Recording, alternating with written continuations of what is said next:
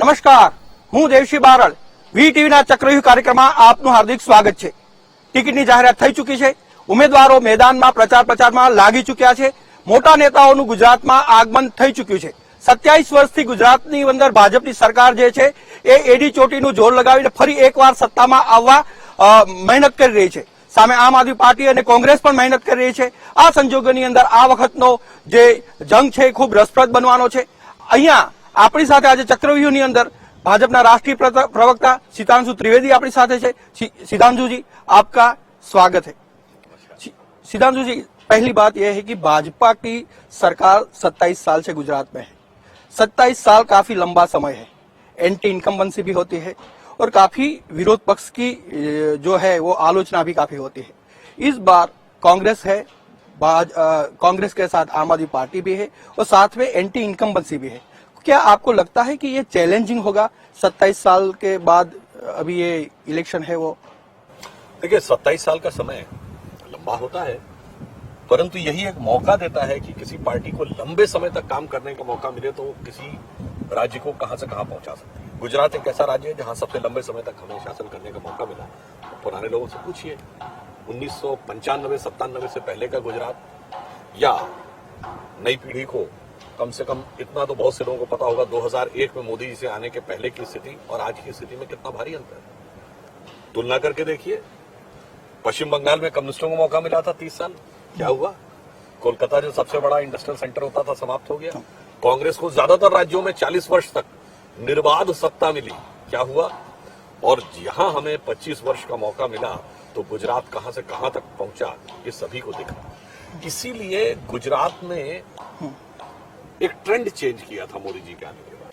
जिस समय मोदी जी आए थे मुख्यमंत्री बनके, तो पूरे भारत में एक अवधारणा थी एंटी इनकम्बेंसी. जो भी सरकार जहां रहेगी कुछ समय बाद उसके खिलाफ माहौल हो जाएगा और वो बदल जाएगी. उन्होंने आने के बाद गुड गवर्नेंस के द्वारा, परफॉर्मेंस के द्वारा उसको एक कॉन्सेप्ट में बदला, प्रो इनकम्बेंसी. यानी अच्छा परफॉर्म करेंगे, जनता आपको पूरा समर्थन देगी. और आपने देखा धीरे धीरे वो प्रो इनकम्बेंसी का विषय पूरे भारत में स्थापित हो गया.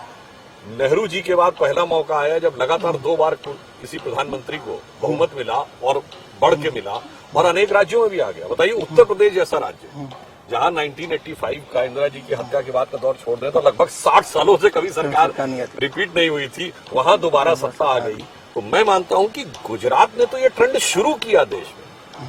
तो आज जब इतना बड़ा परिवर्तन देश में हो रहा है, स्वतंत्रता का अमृत महोत्सव वर्ष है, तो गुजरात इस परिवर्तन में साथ रहेगा, इतना नहीं अग्रणी भूमिका निभाएगा. इसलिए मैं मानता हूं कि इन चुनावों में एक जनादेश, ऐतिहासिक जनादेश मिलेगा. हर बार विकास की बात लेके आप जाते हैं, तो इस बार कौन सा मुद्दा है? विकास की बात तो है ही, लेकिन आप जो पॉइंट की बात करें तो कौन सा ऐसा मुद्दा है कि जो लोगों के सामने आप रखेंगे और लोग आपको रिसीव करेंगे कि भाई हमें भाजपा के साथ ही रहना है? देखिए, हमारा विचार है कि अगर हम देखें तो हमने 3 आयामों के ऊपर बड़ा काम किया है. पहला विकास, दूसरा समाज का जो गरीब निर्धन वर्ग है उसका कल्याण, और तीसरा गुजरात का गौरव. मैं तीनों का एक एक उदाहरण देना चाहता हूं. प्रधानमंत्री जी ने अभी अहमदाबाद में फाइनेंशियल टेक सिटी का उद्घाटन किया. ये पहली बार ऐसा हो रहा है कि पूरे भारत में एक फिनटेक सिटी बन रहा है जो विकास के एक नए 21वीं सदी के स्वरूप का प्रतीक है. दूसरा इसी में, अब बताइए, इवन हमारी सरकार आने से पहले हम मिसाइल बना लेते थे और हवाई जहाज नहीं बना सकते. ये बात तर्कसंगत लगती है क्या? अब सेना के लिए हवाई जहाज एयरबस के साथ कोलैबोरेशन करके गुजरात में बनना शुरू हुआ. ये 2 तो इस बात के उदाहरण है कि अब विकास में किसी, तो उसके आधार पे आपको गुजरात की प्रजा वोट करेगी. जन कल्याण, चाहे वनवासी बंधु योजना सेकंड हो, चाहे जो गरीब वर्ग है उसको स्वास्थ्य सुरक्षा देना हो, चाहे किसानों को किसान सम्मान निधि देनी हो.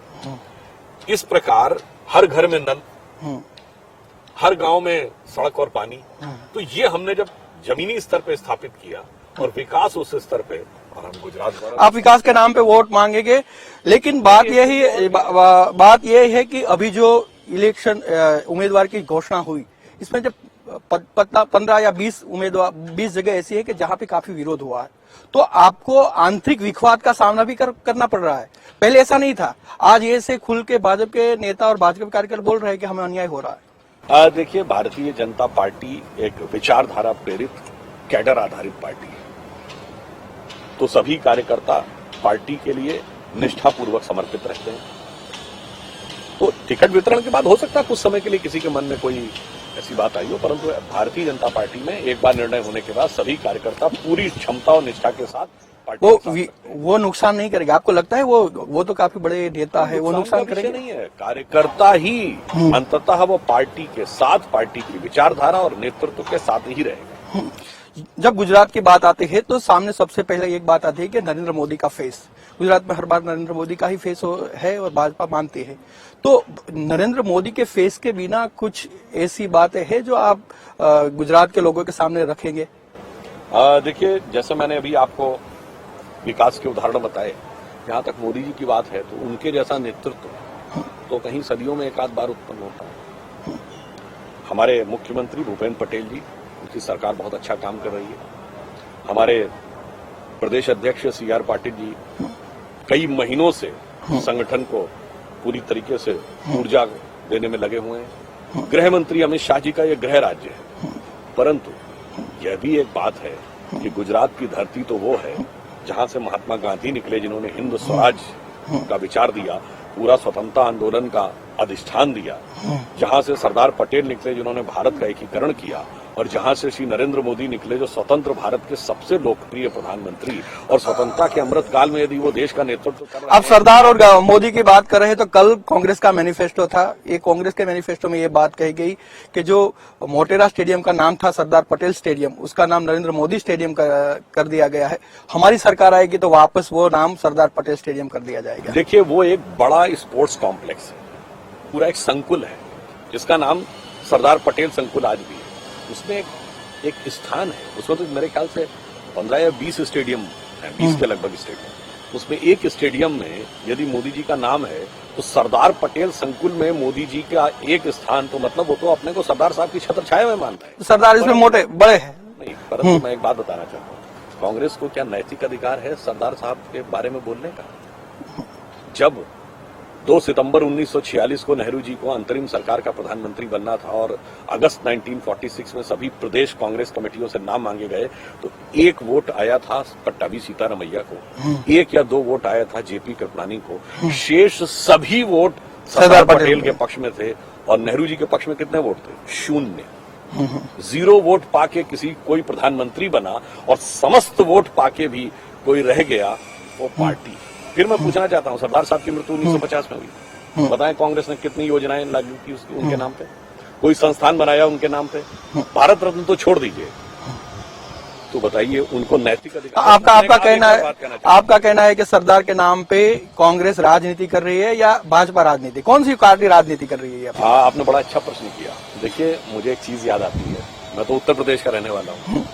जब श्री राम जन्मभूमि का आंदोलन शुरू हुआ, हम लोग छात्र जीवन में थे 1990 के दशक के शुरू में, तो एक बार ये प्रश्न पूछा गया कि यदि सोमनाथ का विषय स्वतंत्रता के बाद ही सॉल्व हो गया गुजरात में, तो ये उत्तर प्रदेश में राम जन्मभूमि का विषय क्यों रह गया? तो एक बड़े अच्छे विचारक थे, उन्होंने थोड़ा व्यंग्यात्मक लहजे में कहा कि भाई सोमनाथ सरदार पटेल के प्रांत में पड़ गया तो स्वतंत्रता के बाद ही सॉल्व हो गया, और अयोध्या के प्रांत में पड़ गया तो आज तक फंसा रहा। तो राजनीति किसने की और किसने देश नीति की, ये इन 2 उदाहरणों से पर्याप्त। एक बड़ी बात है कि गुजरात में भाजपा है 1 by 1 कांग्रेस के एमएलए को तोड़ रही है और अपने को शामिल कर रही है। एक साइड भाजपा ऐसी बोल रही है कि हम मजबूत है, तो भाजपा इतनी मजबूत है तो कांग्रेस के एमएलए को तोड़ने की जरूरत क्या है? देखिए, हम किसी भी पार्टी को तोड़ने का कोई प्रयास नहीं करते। जो लोग ये कहने की बात करते हैं कि कांग्रेस को तोड़ रहे हैं, अच्छा, मैं एक बात पूछना चाहता हूँ, जब मोदी जी और अमित शाह जी नहीं थे, ये बताइए 1990 के दशक में शरद पवार, अर्जुन सिंह, ND तिवारी, ममता बनर्जी छोड़ के गई थी, हमने तोड़ा था क्या? 1977 में जब भाजपा ही नहीं थी, हम तो जनता पार्टी के हिस्से थे, जगजीवन राम, देवराज, हमने तोड़ा था क्या? सन 67-68 में गुजरात की बात की तो गुजरात में क्या है? गुजरात में तो अभी 60 नेता कांग्रेस के चले गए, वो आप में भाजपा में आए। आपको ये वो बताना चाह रहा हूँ कि मैं कहना क्या चाह रहा हूँ। 67 में हम तो कुछ नहीं थे, बिजली गप्पा, कामराज, चौधरी चरण सिंह, मोरारजी देसाई, नीलम संजीव रेड्डी छोड़े। देखिए, कांग्रेस और हम में एक मूलभूत अंतर है। हम विचारधारा प्रेरित कैडर आधारित पार्टी हैं, वो सत्ता प्रेरित लीडर आधारित पार्टी है। इसलिए केवल सत्ता उनको जोड़ के रखती है। जब जब सत्ता छूटती है तब तक कांग्रेस टूटती है। गुजरात अथवा पूरे देश में उदाहरण देख लीजिए। हम विचारधारा आधारित है, इसलिए हम किसी को तोड़ते नहीं है। ये उनका नैसर्गिक नेचर है कि वो टूटते रहते हैं। आप बोल रहे हैं कि कांग्रेस तोड़ रही है, लेकिन राहुल जी वहां भारत जोड़ो यात्रा कर रहे हैं। वो कह रहे हैं कि हम तो भारत को जोड़ रहे हैं और भाजपा तोड़ रही है। वो ऐसी अद्भुत भारत जोड़ो यात्रा है। भारत से तो जुड़ाव छोड़िए, उसका अपनी पार्टी से कितना जुड़ाव।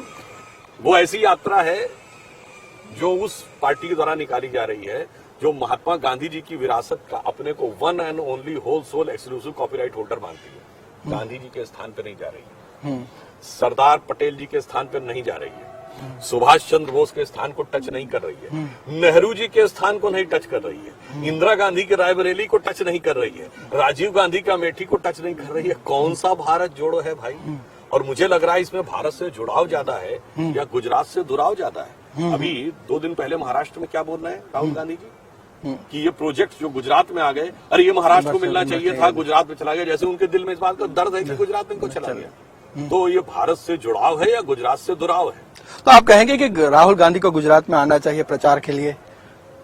नहीं, मैं तो ये कह रहा हूं कि वो क्यों नहीं आ रहे हैं। शायद पराजय को अवश्यंभावी देखकर वो यहाँ आना प्रेफर नहीं करें। तो प्रश्न कांग्रेस से पूछिए ना, उनका अंदरूनी मामला है कि भाई राहुल गांधी प्रचार के लिए यहाँ क्यों नहीं आ रहे हैं। इवन वो हिमाचल भी नहीं गए। यहाँ तक कि जो कांग्रेस का घोषणा पत्र जारी हुआ, ऐसी मीडिया में खबर आई थी। मैं दावा नहीं करता जैसे वो लोग दावा करते हैं कि उनको हमारी पार्टी के अंदर का सब कुछ पता, तो मुझे उनका पता है। मीडिया में खबर थी कि खड़गे जी आने वाले थे घोषणा पत्र जारी करने, वो भी नहीं आए। वो भी नहीं है। यानी कि बड़े बड़े नेता, कांग्रेस के बड़े बड़े नेता गुजरात से दूर भागे। राहुल गांधी हो या खड़गे हो या सोनिया गांधी हो या प्रियंका गांधी हो। સુધાંશુજીને કહેવું એવું છે કે કોંગ્રેસના નેતાઓ દૂર ભાગી રહ્યા છે। અત્યારે પ્રચારની વાત ચાલી રહી છે, ત્યારે પ્રચારને બદલે કોંગ્રેસના રાહુલ ગાંધી ભારત જોડો યાત્રા કરી રહ્યા છે, પણ ગુજરાતની અંદર દેખાતા નથી। અત્યારે એક નાનકડો વિરામ લઈએ। ब्रेक बाद आपનું स्वागत है। सुधांशु जी अपनी साथ है। सुधांशु जी, आपने कहा कि भी राहुल गांधी यहाँ पे नहीं आ रहे, कोई कांग्रेस के बड़े नेता नहीं है, लेकिन गुजरात की कमान जो है वो अपने अशोक गहलोत के पास है। अशोक गहलोत ने पूरी की पूरी गुजरात की जो प्रचार है और उम्मीदवार की सब संभाल लिए। तो आपको क्या लगता है कि अशोक गहलोत राहुल जी के बड़े हैं, या राहुल और अशोक में या कांग्रेस परिवार या सब में अच्छे मिलजुल के काम कर रहे हैं? अशोक गहलोत जी को तो कांग्रेस अपनी कमान देने जा रही थी, उनको तो अध्यक्ष बनाने जा रहे थे। और ऐसा विचित्र उदाहरण आपको भारत के इतिहास में नहीं मिलेगा कि जिसको अध्यक्ष बनाने जा रहे थे वही उनकी नजर में बागी हो गया। और अशोक गहलोत जी के प्रांत में ऐसा अद्भुत उदाहरण कि मुख्यमंत्री के ऊपर कि वो आला कमान के खिलाफ बगावत करें। प्रदेश अध्यक्ष उनके डोटासरा जी राजस्थान के, वो बगावत में है। विधानसभा अध्यक्ष वो बगावत में है। साहब आप समझ लीजिए, तब भी उसको जिम्मेदारी दी। तब भी उसको समझिए कि जो अपने घर में जिनकी ये स्थिति रही, अब उनसे गुजरात संभलेगा, ये बात किसी को हजम हो सकती है? आप ही बताइए, क्या आप मानते हैं क्या? देखिए, मैं यही तो कहना चाह रहा हूँ, राजस्थान में इतना रायता फैल गया और आज भी आपने देखा कि अभी सचिन पायलट जी क्या बोले अशोक गहलोत जी के बारे में। अशोक गहलोत जी पहले क्या बोल चुके हैं। तो अभी भाई राजस्थान तो संभल नहीं रहा। लेकिन गुजरात में राजस्थान मॉडल की बात की जाती है। गुजरात में जो वहाँ की जो योजना है वो योजना लागू यहाँ पे गुजरात में करके गुजरात में कांग्रेस से सरकार आई, तो यानी कि पूरा का पूरा राजस्थान एडोप्ट कर लिया है कांग्रेस ने। तो वो मॉडल पे वो काम कर रहे हैं और बोल रहे हैं कि इस मॉडल पे हमारी सरकार आएगी। किस मॉडल की बात? राजस्थान मॉडल पे गुजरात में कांग्रेस की सरकार आएगी। यहाँ सरपंच से जुदा कर दिया गया, वो मॉडल है। राजस्थान में कभी सांप्रदायिक हिंसा की वारदातें नहीं आती थी, उदयपुर की ऐसी घटना हो गई और उसके बावजूद याद करिए पीएफआई को रैली करने का मौका दे दिया। लॉ एंड ऑर्डर पूरी तरीके से ध्वस्त। ये राजस्थान का मॉडल, या ये मॉडल है कि दावा किया था कि 5,000 रुपए बेरोजगारी भत्ता देंगे, यहाँ तो किया है 3,000 रुपए देंगे। वहां 5,000 दिया था, दे दिया क्या? नहीं दिया।